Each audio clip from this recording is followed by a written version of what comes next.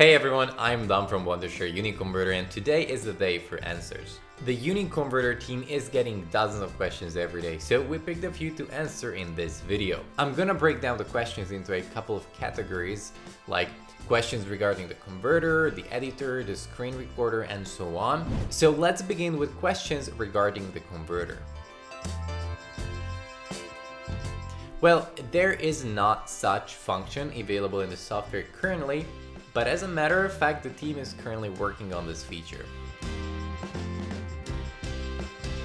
Well, before you export your video, set the output format to be same as source. If the video is not exported in its original resolution, then this problem may occur. So make sure that the output format is always the original resolution. Okay, so you need to use either the converter or editor tool of the UniConverter, where you can add an extra audio track to the video itself. So basically you remove the vocals from the audio of a video, then you put the video back into the converter or the editor, and then you add the removed vocal or the instrumental audio track onto the video and disable the original audio track.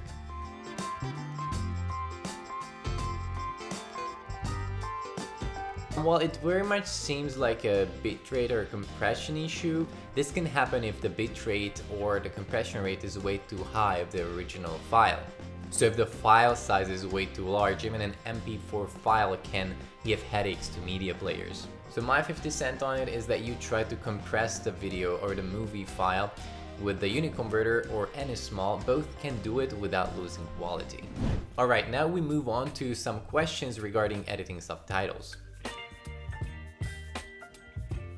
So unless the subtitle is burned on to the video footage, you can import the DVD into the converter tool of the UniConverter. And if you click on the subtitle tab, you should see all the subtitle files that the video itself has. From here, you can export the subtitles separately.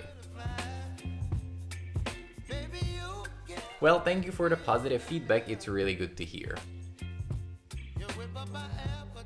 In all cases, when a technical problem occurs, please always contact the support team. They can help you.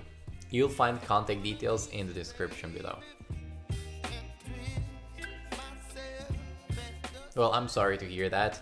The auto subtitles tool is still in beta mode. That means that issues like this may occur. So in all cases, contact the technical support team. But one thing that might help is that you export the auto-generated subtitles before you do any editing to it. Then you import those subtitles into manual editing mode and try to edit them there. Now let's take a look at a few questions regarding the video editor tool. You have the possibility to merge audio with video in the UniConverter. If you click on the audio menu, you can add audio tracks, remove them, mute them, and so on. Well, as of now, the UniConverter doesn't have the feature to export vertical videos without cropping. Well, thank you so much for the positive feedback. A question regarding the screen recorder. When you launch the screen recorder, this toolbox has to show up. From here, you can start the screen recording. If nothing shows up, first check your internet connection.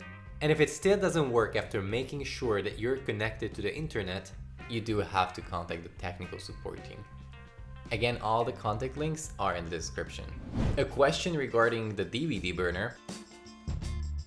Well, the whole idea for the DVD burner is to create DVDs with the menu, setup, and everything that you can play on DVD players. So within the DVD burner tool, you can find all these settings to make sure that you have a DVD that you can play at home. Next, we have a question regarding syncing video and audio together.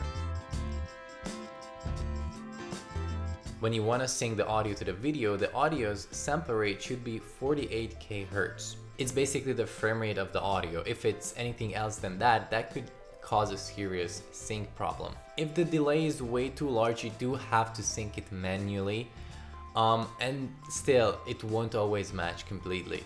Because if the audio file or the video file is corrupted, it can be that for a certain amount of time they're in sync and then they're not, and then they're sync again, and it's a mess. Maybe you can try and download other files and try your luck with those. Okay, and lastly, some positive reviews. Greatly appreciated. We're really glad that you're liking the content. Well, we're really happy to hear that you're satisfied with the product. Thank you so much for your feedback.